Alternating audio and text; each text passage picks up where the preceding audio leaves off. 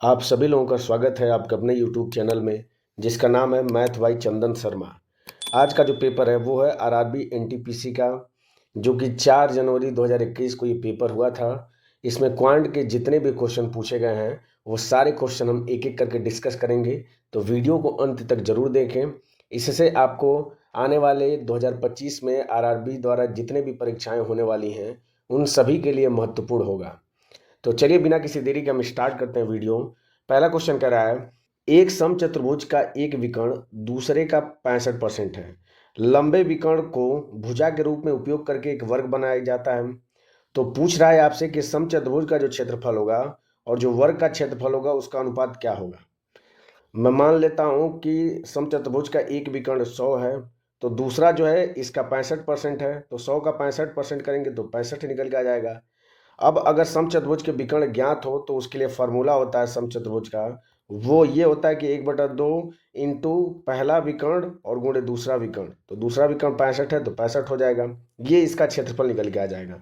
आगे कह रहा है आपसे कि उसकी जो बड़ी भुजा है, बड़ी भुजा मतलब 100, इसको लेके एक वर्ग बनाया गया, तो वर्ग का क्षेत्रफल हो जाएगा भुजा का स्क्वायर। तो भुजा अगर 100 है तो इसका स्क्वायर करेंगे तो 100 गुणे 100 हो जाएगा। अब समचतुर्भुज के क्षेत्रफल और वर्ग के क्षेत्रफल में अनुपात पूछा है, तो अनुपात हम निकाल लेंगे। तो ये 100 से 100 कट जाएगा, 5 से कट करेंगे तो 13 बढ़ जाएगा, इसको 5 से कट करेंगे तो 20 बढ़ जाएगा। इधर सिर्फ 13/2 बचेगा, इस 2 का उधर गुणा कर देंगे तो इधर 13 बचेगा, 2 का जब 20 में गुणा करेंगे तो 40 हो जाएगा। तो उनके बीच में जो अनुपात निकल के आ जाएगा वो 13:40 का निकल के आ जाएगा, जो कि ऑप्शन नंबर 2 में दिया है। बढ़ते हैं अगले क्वेश्चन पे। अगला क्वेश्चन कह रहा है, एक संख्या में पहले 20% की कमी की जाती है और फिर 15% की वृद्धि की जाती है। इस प्रकार जो प्राप्त संख्या है वो मूल संख्या से 64 कम है। तो पूछ रहा है कि मूल संख्या क्या होगी, ये आपको बताना है।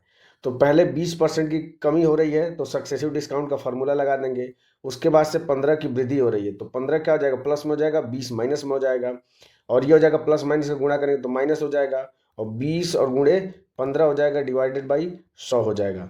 इसको सॉल्व कर लेते हैं, तो 20 में से 15 ये करेंगे तो -5 हो जाएगा, और ये 0 से 0 कट जाएगा, 15 में 2 का गुणा करेंगे 30, एक 0 से एक 0 कट जाएगा, यानी ऊपर बचेगा -3 बचेगा। तो -5 और -3 -8% हो जाएगा। और ये जो 8% का चेंज आ रहा है, इसी 8% की वैल्यू आपको दिया है 64 के बराबर, क्योंकि उससे वो पहली वाली संख्या से 64 कम है। तो यहाँ से 1% की वैल्यू निकल के आ जाएगी, तो भाग देंगे तो 8 निकल के आ जाएगी। और पूछ रहा है मूल संख्या, मूल संख्या अपने आप में 100% होती है, तो 100% का मान हम निकाल देंगे। तो 8 में 100 का गुणा करेंगे तो आंसर क्या हो जाएगा, 800, जो कि ऑप्शन नंबर 3 में दिया, ये इसका करेक्ट आंसर हो जाएगा। बढ़ते हैं अगले क्वेश्चन पे। अगला क्वेश्चन कह रहा है, राम कुमार ने 41,000 रुपये में 2 एलईडी टीवी सेट खरीदे। एक को 20% के लाभ पे बेचा और दूसरे को 15% की हानि पर बेचा। और बेचने के बाद उसने ये पाया कि जो दोनों टीवी सेटों का जो विक्रय मूल्य था वो समान था। तो आपसे पूछ रहा है कि समग्र लाभ या हानि क्या होगा, ये आपको बताना है। तो 20% के फ्रैक्शन वैल्यू हम निकाल देते हैं, तो ये होती है 1/5 होती है, और 15% की फ्रैक्शन वैल्यू होती है 3/20 होती है, ये तो लिख लेते हैं। अब देखिए, तो ये 5 रुपये का सामान खरीद के ला रहा है और 1 रुपये के लाभ पे बेच रहा है, यानी बेच कितने में रहा होगा, 5 रुपये का सामान 6 रुपये में बेच रहा होगा। और दूसरे केस में कह रहा है 15% की हानि पर, यानी 20 रुपये का सामान खरीद के लाया था और 15% की हानि का मतलब होता है 3 रुपये कम में, यानी 17 रुपये में बेच रहा है। अब इस दोनों कंडीशन में ये जो इसका सेलिंग प्राइस है वो बराबर है, तो इसको हम बराबर कर लेंगे। तो इस ऊपर में हम 17 से गुणा कर देंगे और नीचे में हम गुणा कर देंगे 6 से, तो दोनों का विक्रय मूल्य क्या हो जाएगा, समान हो जाएगा। तो ये जो नया चेंज आ जाएगा वो कितना हो जाएगा, 17 में 5 का गुणा करेंगे तो 17 पचे 85 हो जाएगा, और 17 छः का 102, और ये हो जाएगा 20 में 6 का गुणा करेंगे तो 120 हो जाएगा, और ये 102 होगा ही होगा। अब इस कंडीशन में जो विक्रय मूल्य है वो बराबर हो गया है। आपसे पूछ रहा है कि समग्र लाभ या हानि क्या होगी। तो देखिए, एक अगर इन दोनों को जोड़ देंगे तो ये सीपी निकल के आ जाएगा और ये एसपी निकल के आ जाएगा। तो सीपी हम निकाल देते हैं, तो ये 5 हो जाएगा, और 12 में 8 जोड़ेंगे तो 20, यानी 205 रुपये में वो सामान खरीद के लाया, और बेच कितने में रहा है, तो 204 रुपये में बेच रहा है। तो लाभ हुआ या हानि, तो हानि होगी, क्योंकि 205 में खरीद के लाया, 204 में बेच रहा है, तो 1 रुपये की हानि होगी। तो 1 रुपये की हानि होगी, और इस 1 रुपये की हानि का आपको मान पूछ रहा है। तो 205 का मान आपको दिया कितना है, तो 205 का मान आपको क्वेश्चन में दिया है कि 41,000 में खरीद के लाया है। तो 41,000, यहाँ से 1 का मान निकाल देंगे, तो 1 का मान निकालेंगे तो कितनी बार जाएगा, 20 दूना के 40 और 5 दूना के 10, बिल्कुल, यानी कि ये जाएगा 200 बार, यानी कि 1 की वैल्यू आ गई 200, यानी 200 रुपये की हानि होगी, जो कि ऑप्शन नंबर 2 में दिया है। ये इसका करेक्ट आंसर हो जाएगा। बढ़ते हैं अगले क्वेश्चन पे। अगला क्वेश्चन कह रहा है कि 5 अंकों की वह सबसे बड़ी संख्या ज्ञात कीजिए जो 468 से पूर्णतः विभाज्य हो। अगर यह संख्या 468 से विभाजित है तो इसका मतलब जो इसके फैक्टर होंगे उनसे भी विभाजित होगी। तो 468 के हम फैक्टर निकाल देते हैं, तो किससे कटेगी, तो 4 से कट कर लेते हैं। तो 4 का में 4, 4 का में 4 और 2 28, 7 बढ़ जाएगा, 13 नवा होता है 117। तो ये संख्या 13 से भी कट जाएगी, 4 से भी कट जाएगी, 9 से भी। तो 4 से विभाजितता के नियम ये कहता है कि इकाई दहाई से बनी संख्या अगर 4 से विभाजित हो तो दी गई संख्या 4 से पूर्णतः विभाजित होगी। तो 68 4 से विभाजित हो सकता है, 86 4 से विभाजित नहीं होगा, तो ये संख्या क्या हो जाएगी, 4 से विभाजित नहीं होगी, तो ये 468 से भी विभाजित नहीं होगी। 64 4 से हो सकता है, 84 भी हो सकता है, यानी एक ऑप्शन तो हमारा ऐसे हट गया। बाकी जो ऑप्शन बचे हैं उसको हम 13 से भाग करके देख लेते हैं, क्योंकि अगर हम 9 से चेक करेंगे तो सारे जो बचे हुए 3 ऑप्शन हैं इन तीनों का योग 9 के बराबर आ रहा है।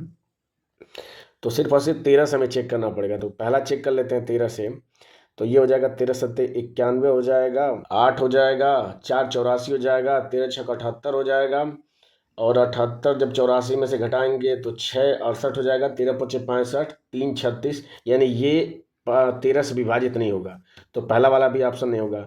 इसी तरह तीसरे को चेक कर लेते हैं, तो 13 से भाग देंगे तो 13 सत्ते 91, 8 88 हो जाएगा, और 13 छक 78, 10 106 हो जाएगा, 13 अठे 104 होता है, 2 24 हो जाएगा, तो ये भी 13 से विभाजित नहीं होगा, तो ये भी आंसर नहीं होगा। तो सिर्फ और सिर्फ एक ही ऑप्शन बचा, ऑप्शन नंबर 4, ये क्या हो जाएगा, आपका करेक्ट आंसर हो जाएगा।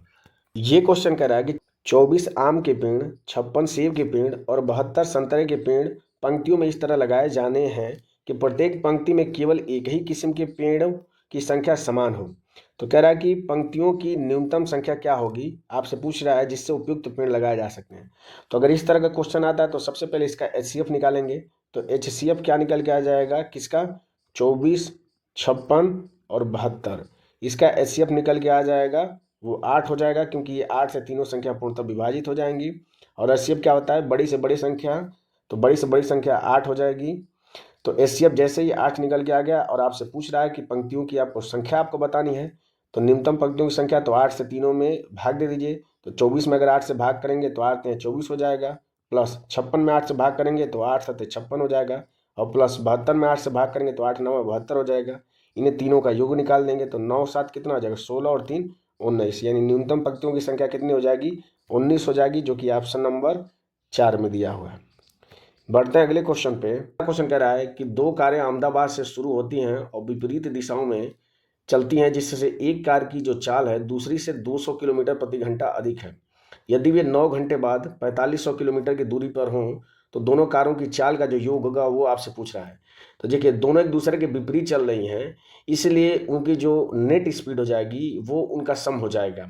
तो 9 घंटे में अगर 4500 किलोमीटर चल रही है तो इसकी चाल क्या हो जाएगी, तो 9 से भाग कर देंगे, तो 9 पचे 45, यानी 500 आ जाएगी, और ये इन दोनों की नेट स्पीड हो जाएगी। और इसी को आपसे क्वेश्चन में पूछ रहा है, तो आंसर क्या हो जाएगा, 500 किलोमीटर प्रति घंटा हो जाएगा, जो कि ऑप्शन नंबर 2 में दिया है।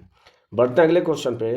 अगला क्वेश्चन कह रहा है 11 सदस्यों वाली एक टीम का कप्तान 35 वर्ष का है और विकेट कीपर कप्तान से 5 वर्ष बड़ा है। तो कप्तान अगर 35 का है तो विकेट कीपर 5 बड़ा है, तो 40 का हो जाएगा। यदि इन दोनों की आयु को हटा दिया जाए तब शेष खिलाड़ियों की जो औसत आयु है वो पूरी टीम की औसत आयु से 3 कम है। तो कह रहा है कि पूरी टीम का औसत आयु क्या होगा, ये आपसे पूछ रहा है। तो देखिए, जब ये दोनों व्यक्ति जाते हैं तो 3 की कमी होती है। तो 3 की कमी कितने लोगों पे होगी, तो पहले 11 सदस्य थे, तो अब 9 सदस्य हो जाएंगे। इस 9 पे 3 की कमी हो रही है, इसका मतलब कितने की कमी हो रही है, तो 27 की कमी हो रही है, यानी ये अपने साथ 27 लेके चले जा रहे हैं। तो अगर इसमें से 27 अगर घटा देता हूँ तो ये 3 और 5 3 8, और 8 में 40 जोड़ेंगे तो 48। अगर ये 48 लेके जाते तब पूरी टीम के औसत पे कोई फर्क नहीं पड़ता। लेकिन ये 27 अपने साथ अधिक लेके जा रहे हैं, जिसकी वजह से टीम का जो औसत है वो 3 अंक कम हो जाता है। तो 48 दो लोगों में अगर हम बांटेंगे तो कितना कितना बांट सकते हैं, 24-24, यानी कि पहले जो औसत थी वो कितनी थी, 24 वर्ष, जो कि ऑप्शन नंबर 4 में दिया है और यही आपसे पूछ रहा है। बढ़ते हैं अगले क्वेश्चन पे। अगला क्वेश्चन कह रहा है कि एक राशि के लिए ब्याज की दर ज्ञात कीजिए जो 4 वर्षों में चक्रवृद्धि ब्याज पर वार्षिक रूप से संयोजित होकर स्वयं का 14,641/10,000 गुना हो जाती है। तो हमें पता है कि एक फार्मूला हमने पढ़ा होगा कि ए बराबर होता है पी ब्रैकेट में 1+r/100 और इसके पावर होता है n होता है। बस इसी फार्मूले पर रख देंगे तो जब p का इधर जब भाग देंगे तो ये होता है a/p बराबर हो जाता है 1+r/100 और इसके पावर हो जाता है n। तो यहाँ से a/p इसकी वैल्यू आपको क्वेश्चन में दिया कितना है कि 14,641 और डिवाइडेड बाई 10,000 दिया है। तो रख देंगे हम और ये बराबर कर देंगे 1+r की वैल्यू आपसे पूछ रहा है तो r/100 और n की वैल्यू आपको दिया है 4 वर्ष, तो 4 रख देंगे। और हमें पता है कि ये जो है वो 11/10 के घाते 4 की वैल्यू है, तो यहाँ पे वैल्यू रख देंगे। तो दोनों के घाते 4 है तो यहाँ से जो अंदर वाली वैल्यू हो जाएगी ब्रैकेट की वो बराबर हो जाएगी। तो 11/10 बराबर किसके हो जाएगा, 1+r/100 के बराबर हो जाएगा। इसको सॉल्व करेंगे तो यहाँ से r/100 ये बराबर आ जाएगा, जब एक इधर आएगा तो माइनस हो जाएगा, 11/10 में से 1 माइनस करेंगे तो 1/10 निकल के आ जाएगा। यहाँ से 0 से 0 कैंसिल हो जाएगा तो r की वैल्यू निकल के आ जाएगी 10%, जो कि ऑप्शन नंबर 4 में दिया है। बढ़ते हैं अगले क्वेश्चन पे।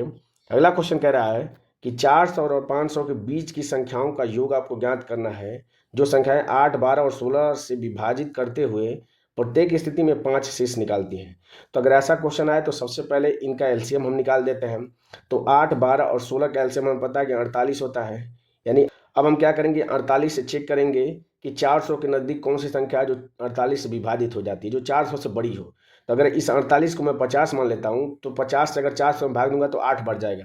इसका मतलब मुझे 9 बार लेके जाना पड़ेगा। तो 48 में हम 9 का गुणा कर देंगे, तो 9 का गुणा करेंगे तो 9 8 72, 7 हो जाएगा, 9 चौको 36 और 7 43 हो जाएगा। यानी 432 वो संख्या होगी जो 8, 12 और 16 से पूर्णतः विभाजित होगी। लेकिन 5 शेषफल आना चाहिए तो इसीलिए इसमें 5 हम क्या करेंगे, जोड़ देंगे। तो आंसर क्या हो जाएगा, 437 हो जाएगा, 32 और 5 37 हो जाएगा।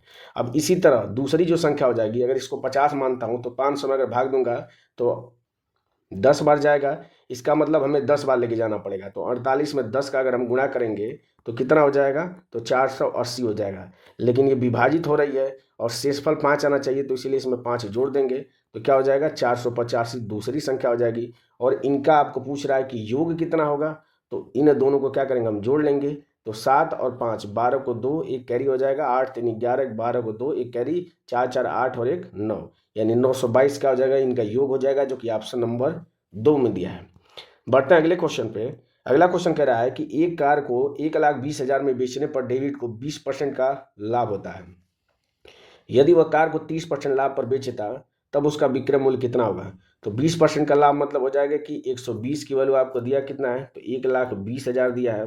तो कितने गुना है, तो बस इसको डिवाइड करेंगे तो ये एक बार चला जाएगा, यानी 1000 गुना है। और आपसे पूछ 130 की वैल्यू आपसे पूछ रहा है, तो बस क्या करेंगे, इससे 1000 और इसमें 130 से गुणा कर देंगे तो हमारा आंसर निकल के आ जाएगा। तो 13 के बाद 4 जीरो, 13 के बाद 4 जीरो सिर्फ और सिर्फ ऑप्शन नंबर 2 में दिया है, ये इसका करेक्ट आंसर हो जाएगा। बढ़ते हैं अगले क्वेश्चन पे। अगला क्वेश्चन दे रहा है कि ग्राफ को ध्यानपूर्वक देखें और दिए गए जो प्रश्न नीचे हैं उनका आपको आंसर बताना है। ग्राफ 4 अलग अलग कंपनियों में पुरुष तथा महिलाओं कर्मचारियों की संख्या को दर्शाया गया है और आपसे क्वेश्चन क्या पूछा है कि किस कंपनी के पुरुष तथा महिला कर्मचारियों की संख्या का अंतर जो है वो अधिकतम है। तो अगर ध्यानपूर्वक देखें तो सिर्फ और सिर्फ डी में जो अंतर है वो ज़्यादा है। ग्राफ से भी आप देख सकते हैं कि इसमें इतना सा है, इसमें इतना सा है, इसमें इतना है, लेकिन डी में क्या है, अंतर जो है बहुत ज़्यादा है। तो आपको सॉल्व करने की जरूरत नहीं है, सिर्फ चित्र को देख के आप बता सकते हैं कि जो ऑप्शन होगा वो डी इसका क्या हो जाएगा, करेक्ट हो जाएगा। बढ़ते हैं अगले क्वेश्चन पे। अगला क्वेश्चन कह रहा है कि यदि a plus B plus C बराबर 14 है, A B plus B C plus C A बराबर 47 है और ए बी सी बराबर 15 है, तो A cube plus B cube plus C cube का मान क्या होगा, ये आपको बताना है। तो हम जानते हैं कि A cube plus B cube plus C cube -3abc बराबर किसके होता है, तो ये होता है a plus B plus C और दूसरे ब्रैकेट में होता है A square plus B square plus C square minus होता है A B minus B C और माइनस सी ए के बराबर होता है। और बस इसी में वैल्यू हम रख देंगे। तो इसका मान आपसे पूछ रहा है A plus B plus C बराबर दिया है 14 और A square plus B square plus C square इसकी वैल्यू हम निकाल देंगे, क्योंकि A plus B plus C बराबर दिया है 14, इसका स्क्वायर करेंगे तो 14 का स्क्वायर होता है 196 और इसमें से घटा देंगे 2ab plus B C plus C A. तो 47 का 2 गुना करेंगे तो कितना हो जाएगा, 40 दूना के 80 और 7 गुना के 14 यानी 94 हो जाएगा। तो घटा देंगे तो ये कितना हो जाएगा, 2 हो जाएगा, 9 में से 9 जीरो यानी 102 निकल के आ जाएगा। A square plus B square plus C square का मान हो जाएगा और माइनस कर देंगे A B plus B C plus C A की वैल्यू 47 दिया है तो 47 माइनस कर देंगे। इसको सॉल्व करेंगे तो ये हो जाएगा 14 और 102 में से 47 घटाएंगे तो कितना हो जाएगा, 12 में से 7 जाएगा 5 हो जाएगा और ये बच जाएगा इसके पास 9, 9 में से 4 जाएगा 5 हो जाएगा। यानी इसको सॉल्व करेंगे तो 14 पच्चीस 70, 7 14 पच्चीस 70 और 7 77 हो जाएगा। अब इसकी वैल्यू पूछ रहा है तो 3abc को बराबर की इधर लाएंगे तो क्या हो जाएगा, प्लस हो जाएगा। तो 770 पहले से है प्लस 3abc, abc की वैल्यू दिया 15, 15 में 3 का गुणा करेंगे तो 45 हो जाएगा। बस इन दोनों को जोड़ देंगे तो 5 हो जाएगा, 7 4 11, 1 हो जाएगा और 7 और 1 8 हो जाएगा, यानी 815 इसका क्या हो जाएगा, करेक्ट आंसर हो जाएगा, जो कि ऑप्शन नंबर 2 में दिया है। बढ़ते हैं अगले क्वेश्चन पे। अगला क्वेश्चन कह रहा है अनिल ने दुबे को साधारण ब्याज पर 3 वर्ष के लिए 7200 रुपये और राघव को 4 वर्ष के लिए समान ब्याज दर पर 8400 रुपये उधार दिए। उनसे ब्याज के रूप में कुल 4968 रुपये प्राप्त हुए। तो कह रहा है प्रति वर्ष ब्याज की दर क्या होगी ये आपको बताना है।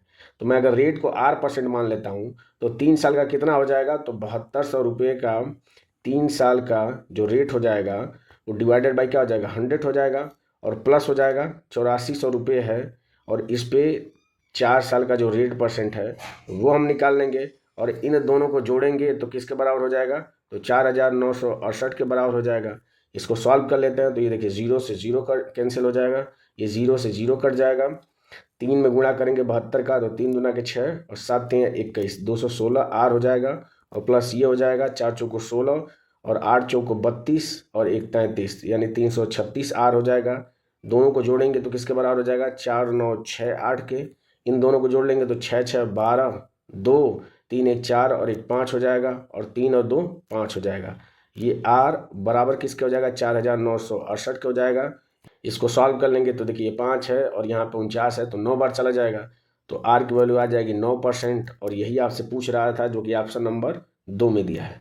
बढ़ते हैं अगले क्वेश्चन पे। अगला क्वेश्चन कह रहा है 12 आदमी और 15 लड़के एक काम को 10 दिनों में कर सकते हैं।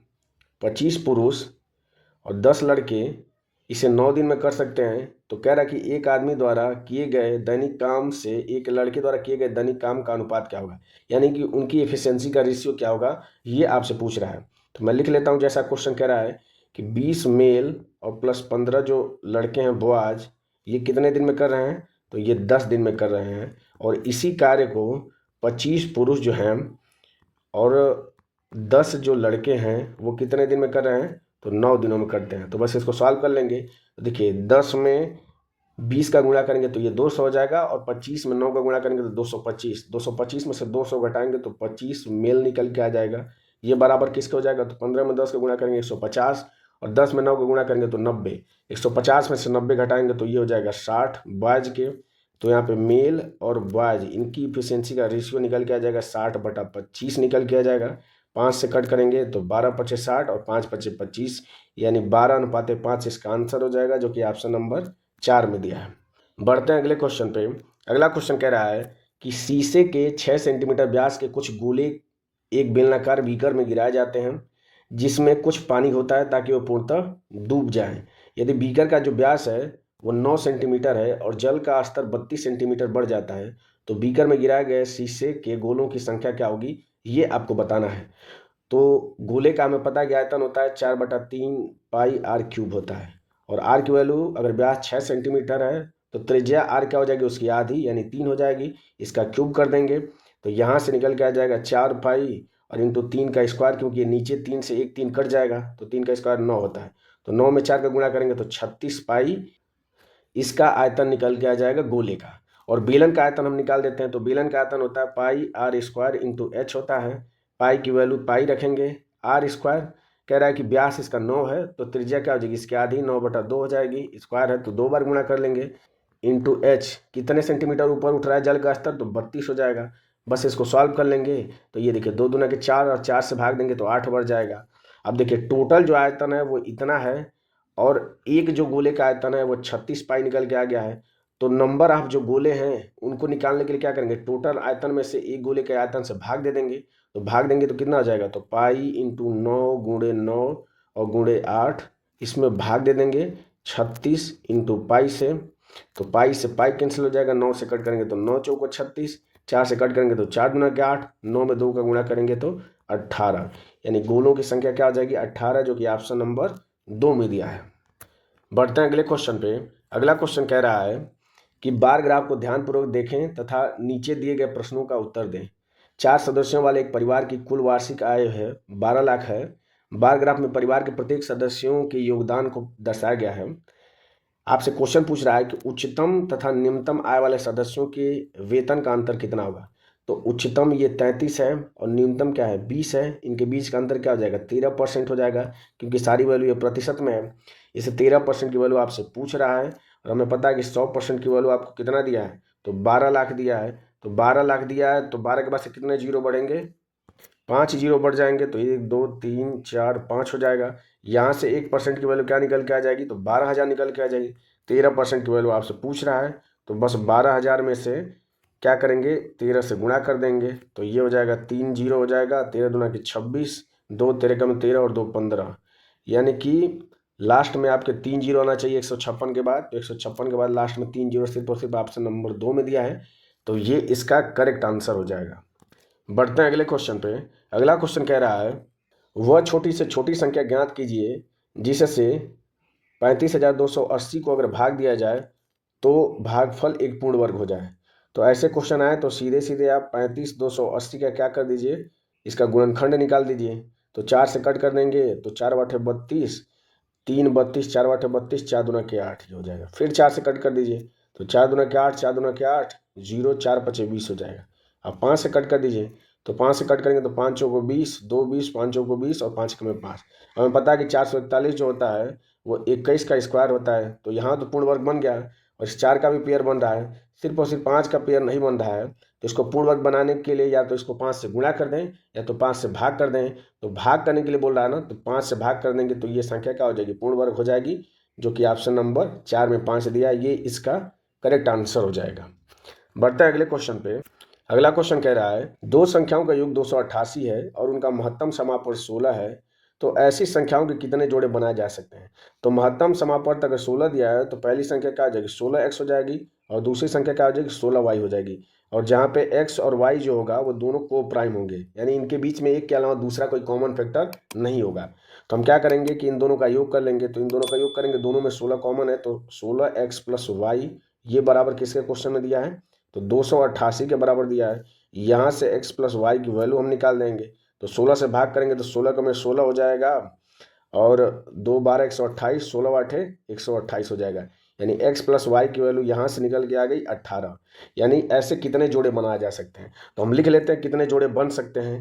तो पहला हो जाएगा 1 और 17 हो जाएगा, दूसरा हो जाएगा 2 और 16 हो जाएगा, तीसरा 3 और 15 हो जाएगा, इसी तरह 4 और 14 हो जाएगा, 5 और ये हो जाएगा 13 हो जाएगा, आगे करेंगे तो 6 और 12 हो जाएगा, 7 और 11 हो जाएगा, 8 और 10 हो जाएगा और 9 और 9 हो जाएगा। अब यहाँ के बाद से फिर रिपीट होना शुरू कर देगा, तो ये टोटल पेयर बनेंगे जिनका योग करने पे 18 के बराबर होगा।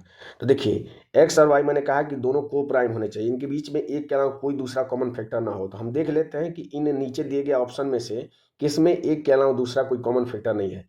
देखिए 1 और 17 में एक कॉमन फैक्टर है तो ये हो सकता है, 2 और 16 में 2 है तो ये नहीं हो सकता है, 3 और 15 में 3 है तो ये भी नहीं हो सकता, 4 और 14 में 2 है तो ये भी नहीं हो सकता, 5 और 13 में भी एक फैक्टर कॉमन है तो ये हो सकता है, 6 और 12 में तो 6 खुद ही कॉमन है तो ये भी नहीं हो सकता है, 7 और 11 में ये एक के अलावा कोई दूसरा कॉमन फैक्टर नहीं है तो ये भी हो सकता है, 8 और 10 में 2 है और 9 में तो 9 ही है। तो टोटल ऐसे कितने पेयर बन सकते हैं, तो 1 2 3 ऐसे पेयर बन सकते हैं, जो कि ऑप्शन नंबर 4 में दिया है।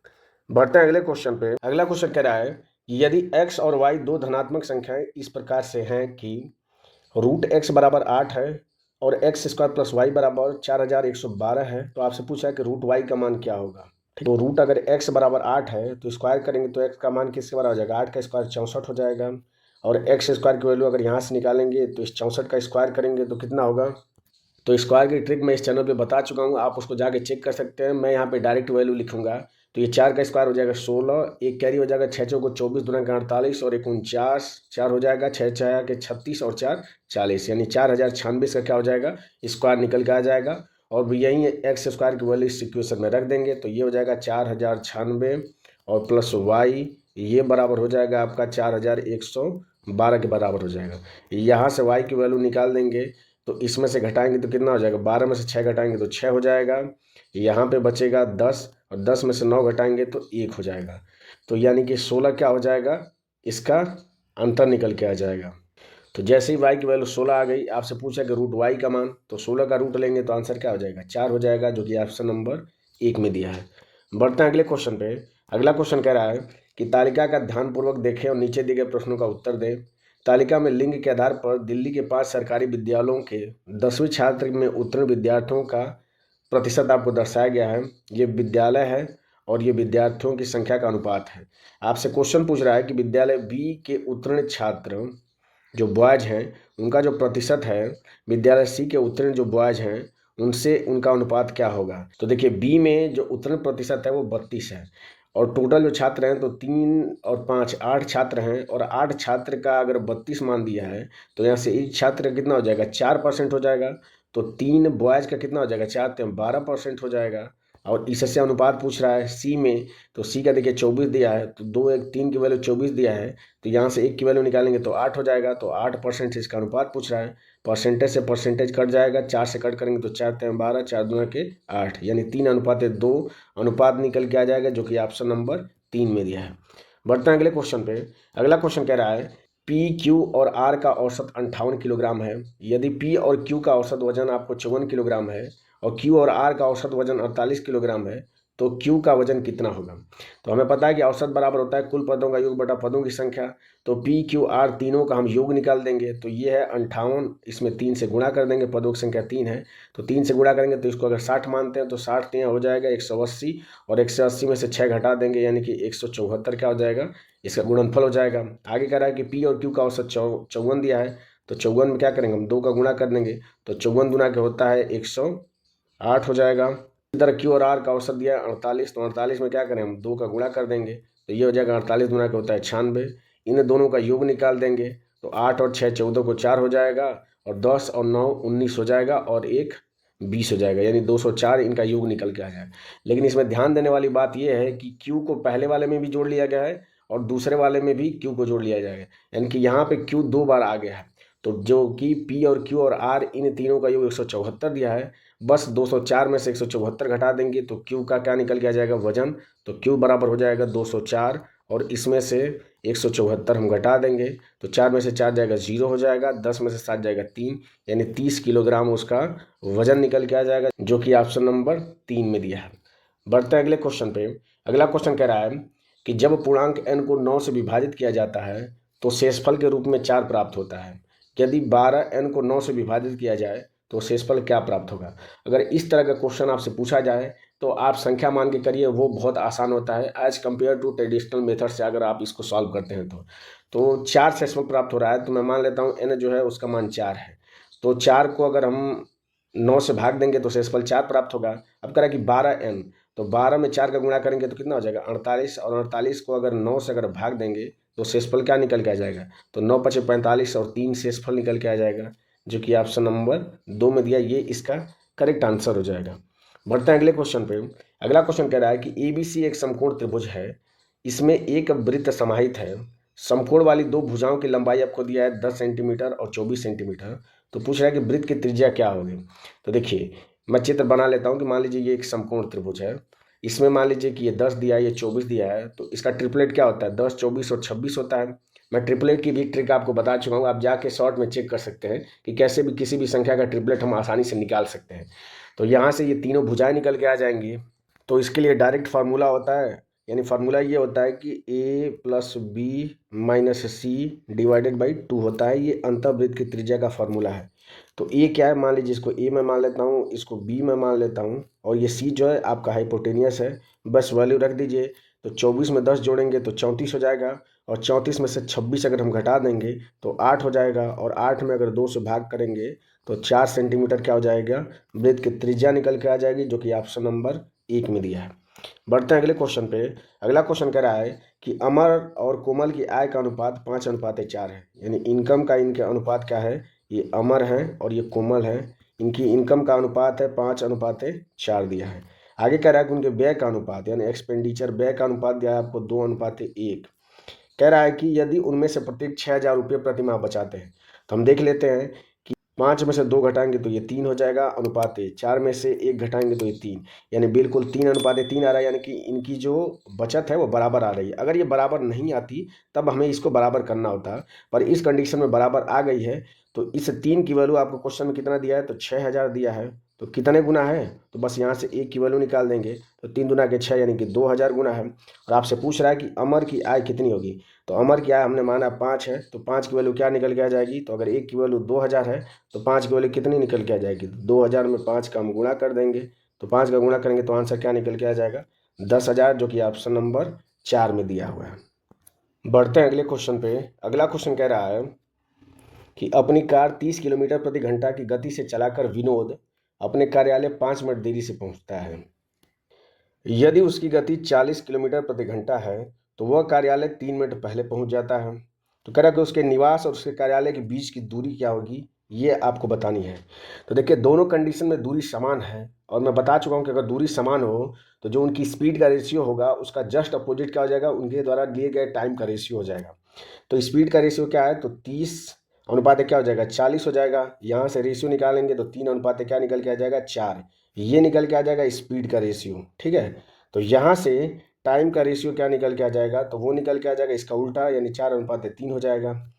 इनका अंतर हम अगर निकालेंगे तो 4 और 3 का अंतर क्या हो जाएगा, 1 हो जाएगा। इस 1 की वैल्यू आपको क्वेश्चन में क्या दिया है कि 5 मिनट देरी से पहुंचता है और 3 मिनट पहले से, तो अंतर क्या हो जाएगा, 8 मिनट का हो जाएगा। तो इस 1 की वैल्यू आपको क्वेश्चन में 8 मिनट दिया है। तो यहाँ से या तो 4 की वैल्यू निकाल लीजिए तो 3 की, तो 4 की निकालेंगे तो 4 की वैल्यू क्या निकल के आ जाएगी, तो 8 चौके 32 मिनट आ जाएगी। तो 32 मिनट वो चल रहा है किस स्पीड में, तो 30 किलोमीटर प्रति घंटा की स्पीड से चल रहा है। तो चली गई दूरी, यानी डी बराबर क्या हो जाएगा, स्पीड है आपकी 30 किलोमीटर प्रति घंटा, समय लिया जा रहा है 32 मिनट, इसको घंटा में बदल देंगे तो 60 से भाग कर देंगे, 30 से करेंगे तो 30 दूना के 60, 2 से भाग करेंगे तो 16 दूना के 32, यानी 16 किलोमीटर उसके कार्यालय और उसके निवास के बीच की दूरी हो जाएगी, जो कि ऑप्शन नंबर 3 में दिया है। बढ़ते हैं अगले क्वेश्चन पे। अगला क्वेश्चन कह रहा है कि एक समबाहु त्रिभुज ए बी सी में ए बी जो है वो ए सी के बराबर है, जिसकी लंबाई 26 सेंटीमीटर दिया है आपको, बी सी दिया है 20 सेंटीमीटर। तो त्रिभुज ए बी सी का क्षेत्रफल पूछ रहा है। तो इसको लगाने के कई तरीके हो सकते हैं। एक तो तरीका ये हो सकता है कि आप हीरोन सूत्र लगा दें और उससे उसका क्षेत्रफल निकाल दें, और दूसरा तरीका ये हो सकता है स्मार्ट अप्रोच, कि आप यहाँ से इसको लंब डाल दें। तो लंब डालेंगे तो ये इसको 2 बराबर बराबर भागों में बांटेगा, तो ये आपका क्या हो जाएगा, 10 हो जाएगा, और ये 26 हो जाएगा, और ये लंब मतलब 90 अंश का हो जाएगा। पाइथागोरस थ्योरम से तीनों ट्रिपलेट क्या निकल के आ जाएंगे, तो 10, 24 और 26, यानी यहाँ से इसकी ऊंचाई निकल के आ जाएगी 24। क्षेत्रफल बराबर होता है 1/2 आधार, आधार क्या हो जाएगा, ये 20 इसका आधार हो जाएगा। तो 20 और इंटू ऊंचाई क्या निकल के आ गई 24। बस इसको सॉल्व कर देंगे तो 2 से कट करेंगे तो 10 बच जाएगा। 24 में 10 का गुणा करेंगे तो 240 सेंटीमीटर स्क्वायर क्या निकल के आ जाएगा, इसका क्षेत्रफल, जो कि ऑप्शन नंबर 3 में दिया है। बढ़ते हैं अगले क्वेश्चन पे। अगला क्वेश्चन कह रहा है कि नूरी द्वारा खरीदे गए प्रत्येक 18 अंडे में से 3 अंडे खराब निकल जाते हैं, यानी 18 अंडे खरीदती है तो 3 अंडे खराब निकल जाते हैं, यानी कि अच्छे अंडे कितने बचेंगे, 15। इनके बीच का अगर हम रेशियो निकाल दें तो 3 से कट करेंगे तो 3 छके 18 और 3 पचे 15, यानी 6 अंडे अगर खरीद के वो लाती है तो 5 अंडे सही निकलते हैं। तो कह रहा है कि यदि नूरी 690 अंडे खरीदती है तो उसके पास कितने अच्छे अंडे होंगे, यानी इससे 6 की वैल्यू आपको क्वेश्चन में दिया है 690, और आपसे 5 की वैल्यू आपसे पूछ रहा है। तो देख लेंगे कि कितने गुना है, तो भाग दे देंगे इसमें 6 से। तो 6 से भाग करेंगे तो 6 कमे 6, 6 कमे 6, 3 30, 6 पचे 30, यानी 115 गुना है। तो 5 की वैल्यू भी क्या हो जाएगी, 115 गुना हो जाएगी। तो 100 में 5 की गुणा करेंगे 500, 15 पचे 75, यानी 575 क्या हो जाएगा, अच्छे अंडे हो जाएंगे, जो कि ऑप्शन नंबर 1 में 575 दिया है। बढ़ते हैं अगले क्वेश्चन पे। अगला क्वेश्चन कह रहा है कि सरल कीजिए। तो देखिए सरल करने का एक जो बेसिक तरीका होता है कि जहाँ जहाँ आपको प्लस और माइनस दिखे आप उसको विभाजित करते जाइए, यानी कि उसको अलग अलग करते जाइए। तो देखिए यहाँ पे माइनस है तो इसको अलग में सॉल्व कर लेता हूँ। फिर देखिए यहाँ पे प्लस आ गया तो इसको अलग सॉल्व कर लेता हूँ। अब देखिए आगे यहाँ माइनस आ रहा है तो इसको अलग सॉल्व कर लेता हूँ और इसको अलग सॉल्व कर लेता हूँ। इससे क्या होगा कि आपको गलत होने के चांसेस कम हो जाएंगे। तो इसको सॉल्व करूँगा तो ये हो जाएगा 25/10 हो जाएगा, माइनस हो जाएगा। अब इसको सॉल्व करूँगा तो 7 में 7 हो जाएगा, 4×3 12, तो 7 बटा क्या हो जाएगा 12 हो जाएगा। और इसमें गुणा करना है 6/5 का, तो 6 से भाग कर देंगे तो 2 बार चला जाएगा, तो 7 बटा क्या निकल के आ जाएगा 5×2 = 10 निकल के आ जाएगा। प्लस इसको सॉल्व कर लेंगे तो 3 से भाग करेंगे तो 3 बार जाएगा, तो 14 में 3 का गुणा करेंगे तो 14×42 हो जाएगा और नीचे क्या हो जाएगा 10 हो जाएगा। इसको सॉल्व करेंगे तो 25, जब गुणा बदलेंगे भाग को तो 25 ऊपर चला जाएगा, 5 से 25 में भाग करेंगे तो 5 बढ़ जाएगा। अब इसको सॉल्व कर लेते हैं। तो देखिए अगर 25 में से 7 घटाएंगे तो 18 हो जाएगा, और 18 में 42 जोड़ेंगे तो 60 हो जाएगा। तो 60 बटा क्या निकल के आ जाएगा 10, इसमें भाग करेंगे तो ये 6 निकल के आ जाएगा, और माइनस उसमें करना है 5, तो 6 में से जब 5 माइनस करेंगे तो आंसर क्या निकल के आ जाएगा 1 निकल के आ जाएगा, जो कि ऑप्शन नंबर 1 में दिया है। बढ़ते हैं अगले क्वेश्चन पे।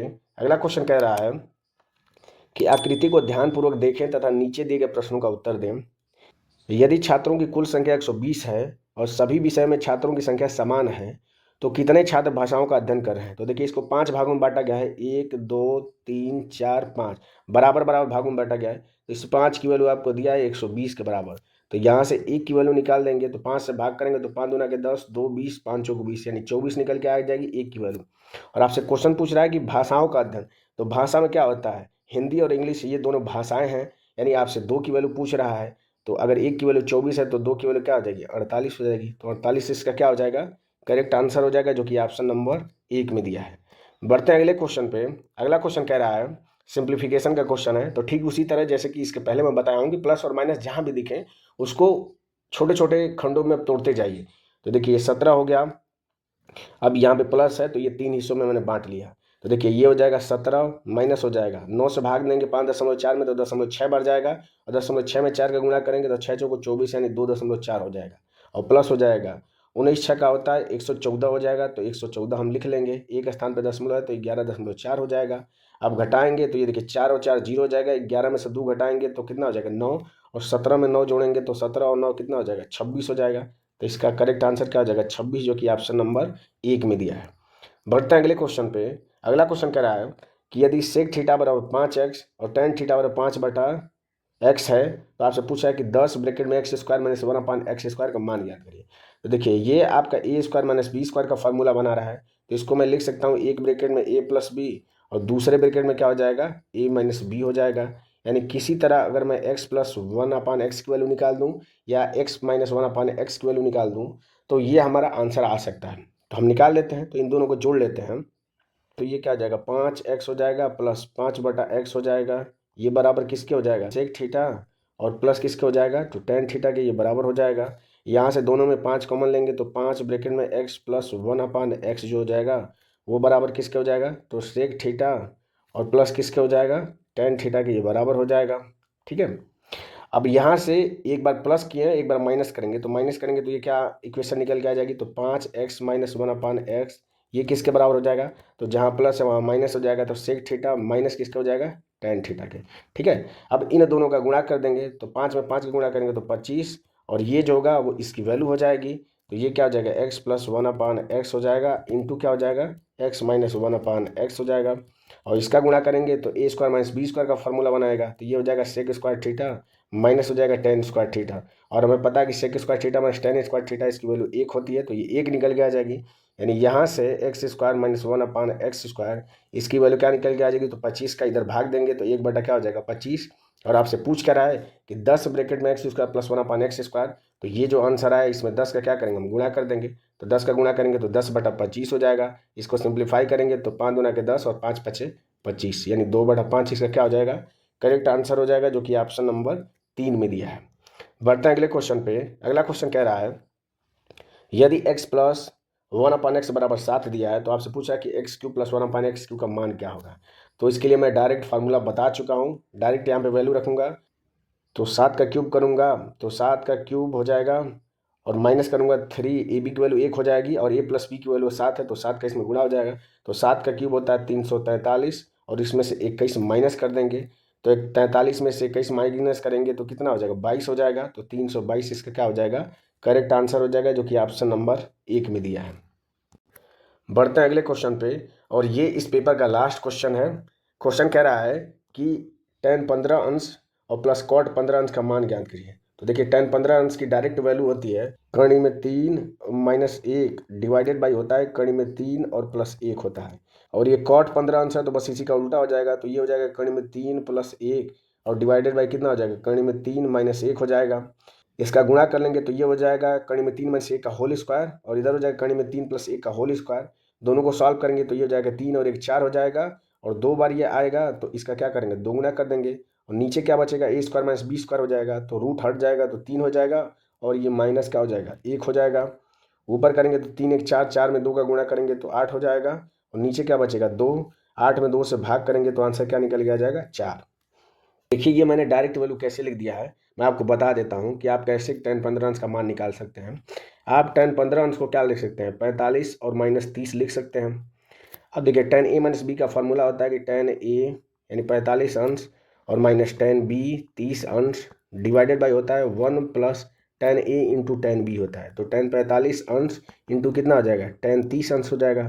बस वैल्यू रख दीजिए, तो tan 45 अंश का मान होता है 1, tan 30 अंश का मान होता है 1 बटा कर्ण में 3 डिवाइडेड बाई क्या हो जाएगा 1 प्लस 1 इंटू 1 बटा कर्ण में 3 हो जाएगा।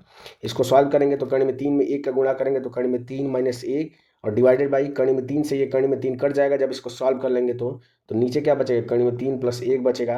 तो ये मैंने डायरेक्ट वैल्यू लिख दिया है, और ये आया कैसे है ये भी मैंने बता दिया। तो इस तरीके से हमने 4 जनवरी 2021 को जो आरआरबी एनटीपीसी का पेपर हुआ था CBT 1 का सेकेंड शिफ्ट में, उसमें मैथ के जितने भी क्वेश्चन पूछे गए थे सारे क्वेश्चन हमने एक एक करके डिस्कस कर लिए। जहाँ भी कॉन्सेप्ट बताने की ज़रूरत थी वहाँ पे मैंने कॉन्सेप्ट अच्छे से समझाया है, और जहाँ पे ज़रूरत थी एग्ज़ाम अप्रोच की तो वहाँ पे एग्ज़ाम अप्रोच भी बताया है। तो मुझे उम्मीद है कि ये वीडियो आपको अच्छी लगी होगी, आपने इस वीडियो से कुछ ना कुछ ज़रूर सीखा होगा। अगर वीडियो पसंद आए तो आप लाइक ज़रूर करें, अगर पसंद नहीं आता है तो आप डिसलाइक कर सकते हैं। वीडियो में अंत तक बने रहने के लिए आपका धन्यवाद। अगर इस चैनल पे आप पहली बार विजिट किए हैं तो चैनल को सब्सक्राइब करना ना भूलें। मिलते हैं आपसे अगले पेपर में अगली वीडियो के साथ, तब तक के लिए जय हिंद और बाय।